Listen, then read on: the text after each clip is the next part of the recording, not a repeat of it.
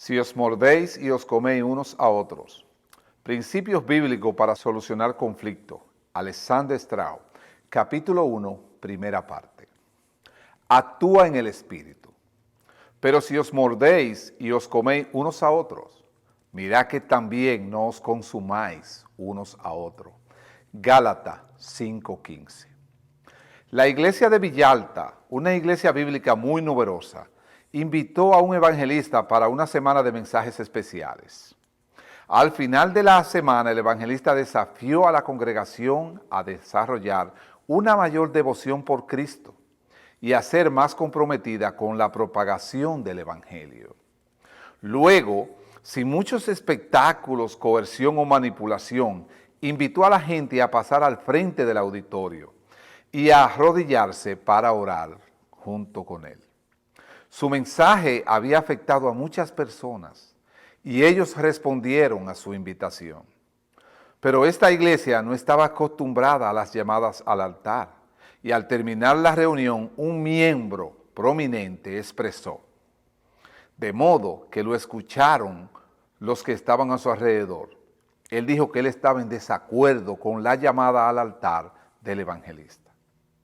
El enojo que comunicaban tanto sus palabras en voz alta como sus expresiones faciales sorprendió a los que estaban alrededor de él. Acusó al evangelista de usar prácticas antibíblicas y manipulación emocional. Aún amenazó con irse de la iglesia si los líderes no trataban de inmediato con esta situación. Al escuchar las acusaciones airadas de esta persona, varios salieron en defensa del evangelista. Podían ver que Dios había usado al evangelista para reavivar la iglesia, que estaba fría en lo espiritual, y apoyaban su petición de mayor evangelización.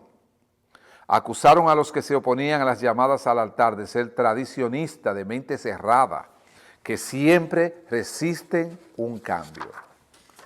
También los acusaron de ser insensibles a los guías del Espíritu Santo y a no preocuparse por los perdidos. Otras personas se pusieron del lado del que criticaba, diciendo que el evangelista practicaba un evangelio que promovía una fe fácil. Levantaron falso testimonio en contra del evangelista en relación a sus motivaciones y carácter. El evangelista lo tildaron de liberal y a todo aquel que lo apoyaba. También acusaron a los líderes de la iglesia de no tener discernimiento espiritual y llegaron al punto de pedir la renuncia del equipo completo de liderazgo de la iglesia, acusándolo de haber pecado por invitar a un lobo vestido de oveja a predicar en la iglesia. Rápidamente los chismes y rumores escaparon las líneas telefónicas. Ofensas del pasado entre creyentes fueron reavivadas y acusaciones dañinas se lanzaron en toda dirección.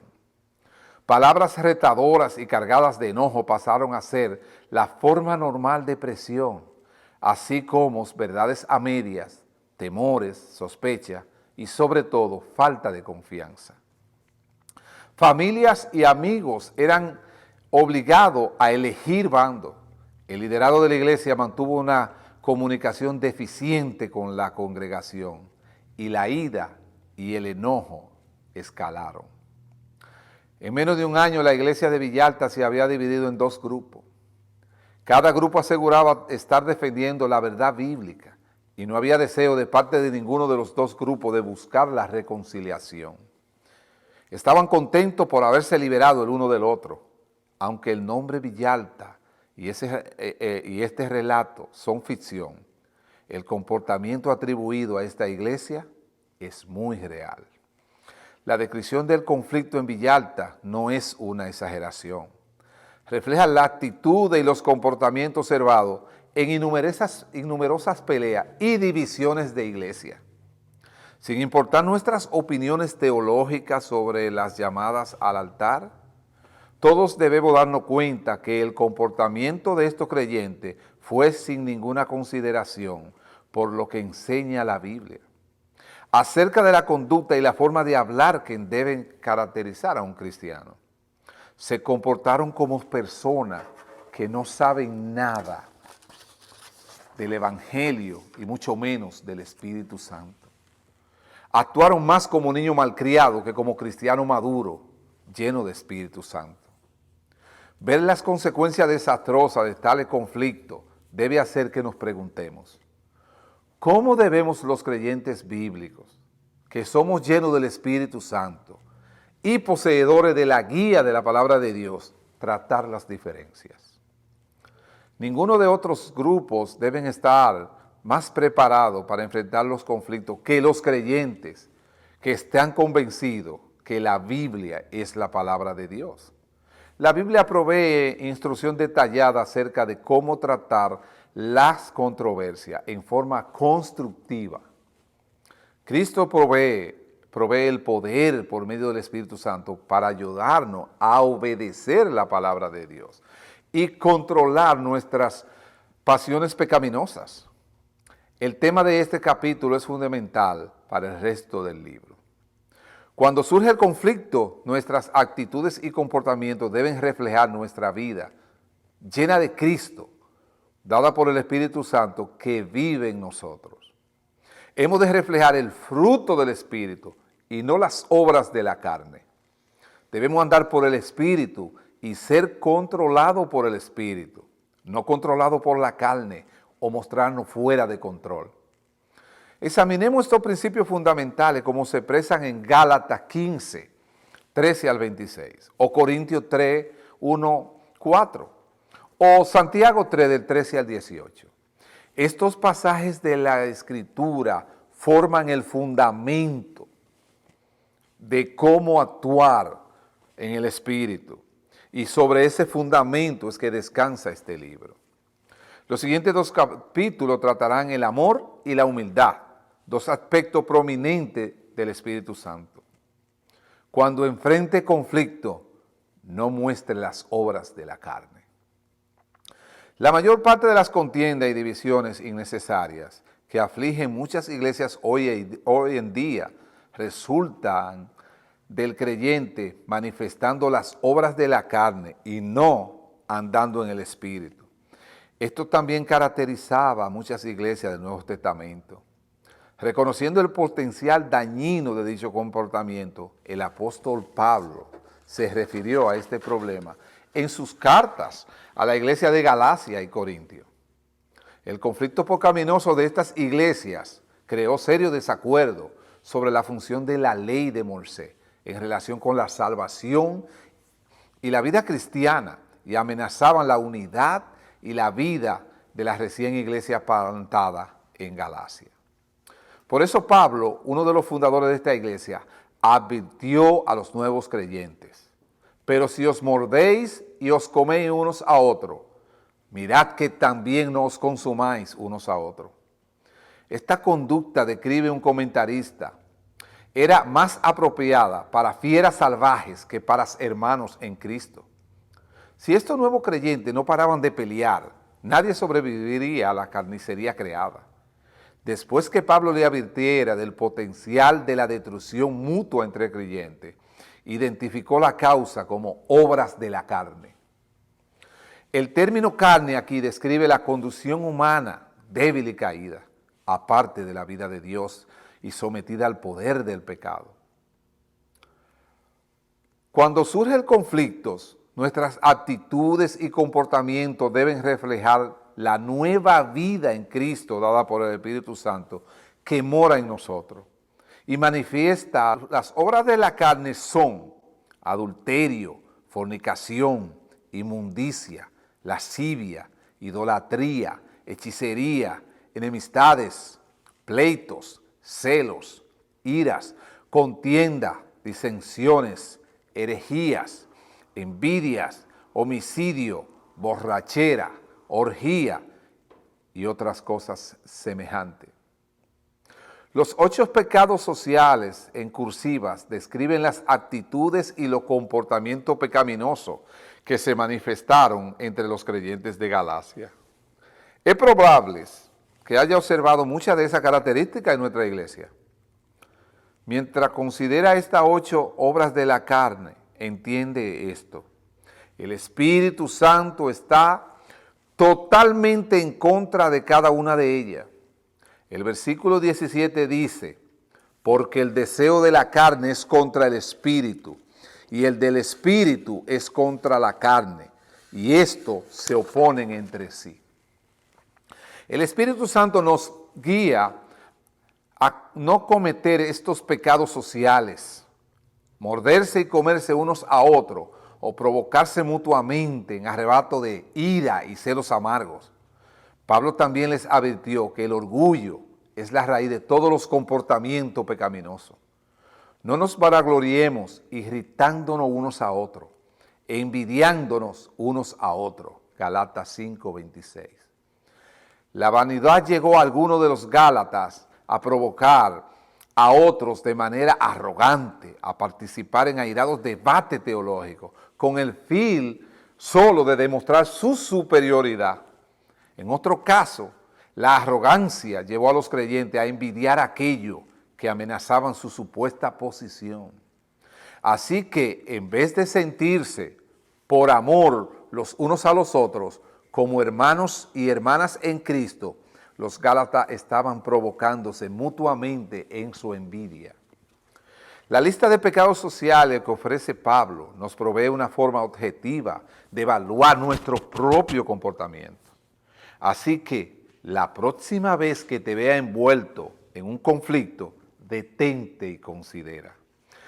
Sabes que estás cediendo a los deseos de la carne si cualquiera de los vicios pecaminosos mencionados anteriormente se dejan ver en tu comportamiento o tu actitud. Cuando el hermano de la iglesia de Villalta arrojó sus airadas acusaciones contra el evangelista, por ejemplo, actúa en la carne. Actúa en el espíritu. Es obvio que estaba cediendo a los deseos de la carne, en lugar de andar en el espíritu. Cuando los creyentes empezaron a dividirse en bandos opuestos y a manifestar sentimientos hostiles los unos a los otros, estaban involucrándose en contiendas y enemistades. Estas obras pecaminosas de la carne demostraban claramente que no estaban rindiéndose a los deseos del Espíritu Santo. Los conflictos pecaminosos en la iglesia de Corinto. Los cristianos en la iglesia de Corinto también manifestaron los pecados de la carne y experimentaron muchos conflictos destructivos. De hecho, no había otra iglesia fundada por Pablo, por lo que sabemos, que estuvo tan plantada por el pecado y la división. Los creyentes de Corintio tenían el Espíritu Santo, mas sin embargo, en el comportamiento y las actitudes eran como las personas que carecen de espíritu. David Garland comenta que había actuado de ninguna manera diferente al del resto de la sociedad de Corinto. En otras palabras, eran un grupo de cristianos con una mentalidad mundana. En su carta a esta iglesia destrozada por los conflictos, Pablo identificó el problema. Porque aún sois carnales, pues habiendo entre vosotros celos, contiendas y disensiones, no sois carnales y andáis como hombres. Sois totalmente carnales, porque diciendo el uno, yo ciertamente soy de Pablo, y el otro, yo soy de Apolo, ¿no sois carnales? Aunque los corintios se enorgullecían de su espiritualidad y conocimiento, sus peleas, celos, sectarismo, demostraban que no andaban en el espíritu. Poseían abundantes dones espirituales, pero carecían de la gracia de Dios. Su modo de vida era incoherente con el de las personas que profesaban caminar por el espíritu y representaban las verdaderas verdades del evangelio.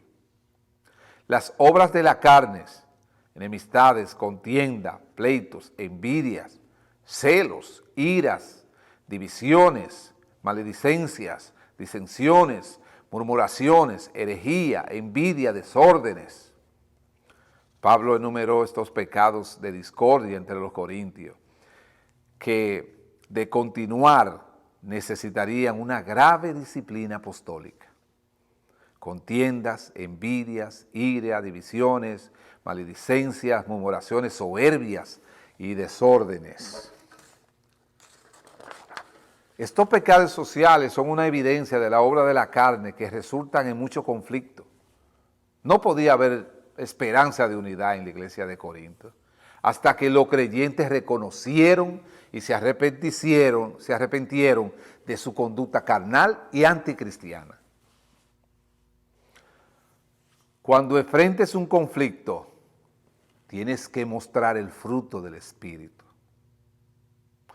Dios siempre ha deseado que su pueblo viva de una manera que demuestre su santo carácter ante el mundo incrédulo, como alguien que ha nacido del Espíritu de Dios. Cada creyente es una nueva creación en Cristo, capaz de manejar los conflictos de una manera radicalmente diferente a la que el mundo es impulsado por la carne. Lo que el creyente no debe hacer cuando se ve involucrado en un conflicto es volver a actuar como en sus viejos tiempos, antes de la conversión, cuando la carne impulsaba su comportamiento. Anda en el Espíritu, en la vida cristiana, que esta comienza cuando una persona recibe el Espíritu Santo de Dios y experimenta una transformación profunda y radical en su vida. La diferencia entre la antigua vida antes de la conversión y la nueva vida después de la conversión es semejante a la diferencia entre la muerte y la vida, entre vivir en luz y vivir en total oscuridad. Esta nueva vida continúa por medio de la fe en la palabra de Dios y la dependencia del poder dado por la presencia del Espíritu Santo. Pablo asume que sus lectores en Gálatas habían crecido y creído en el Evangelio y a que habían nacido de nuevo por el Espíritu. Mas, sin embargo, les reprende por no vivir consecuentemente mediante el poder y la dirección del Espíritu Santo. Muchos de ellos estaban tratando de vivir la vida cristiana con sus propias fuerzas, según sus leyes del Antiguo Testamento, en vez de vivir por el poder del Espíritu. Por eso, su respuesta a los conflictos interpersonales y puntos de vista erróneos de la vida cristiana entre los creyentes de Galacia fue indicarle que anduvieran en el Espíritu, o sea, que fueran guiados por Él, que vivieran por Él. Digo pues, andad en el Espíritu y no satisfacéis los deseos de la carne. Pero si sois guiados por el Espíritu, no estar bajo la ley. Si vivimos por el Espíritu, andemos también por el Espíritu. Si os mordéis y os coméis unos a otros. Este es el pasaje más significativo del Nuevo Testamento para obtener instrucciones sobre cómo vivir la vida cristiana. Es como dice un teólogo, dinamita teológica. Andar por el Espíritu requiere de un esfuerzo activo, paso a paso, y cotidiano para la vida cristiana por medio de la presencia y el poder capacitador del Espíritu Santo. Nada aparte de la llenura y la presencia del Espíritu Santo es suficiente para ayudar a los creyentes a resistir los deseos de la carne y vivir una vida que refleje a Cristo. Muestra un carácter semejante al carácter de Cristo mediante el fruto del Espíritu. Procura formar cualidades cristocéntricas que promueven actitudes correctas, una conducta piadosa, relaciones interpersonales saludables.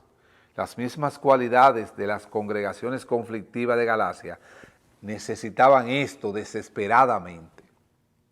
Las 9 descripciones del Espíritu y el fruto del Espíritu dada por Pablo forman una imagen compuesta de carácter y conducta semejante a la de Cristo. Amor, gozo, paz, paciencia, benignidad, bondad, fe, mansedumbre y templanza. Como tales cosas no hay ley. Podemos saber que estamos caminando por el Espíritu cuando vemos el fruto del Espíritu reflejado en nuestra conducta diariamente y en nuestras actitudes interiores constantemente. Un comentarista escribe que el fruto es nada menos que la reproducción práctica del carácter. de Cristo en la vida de su pueblo. El fruto del Espíritu, entonces, ofrece una guía objetiva de nuestras actitudes y nuestro comportamiento cuando enfrentamos un conflicto.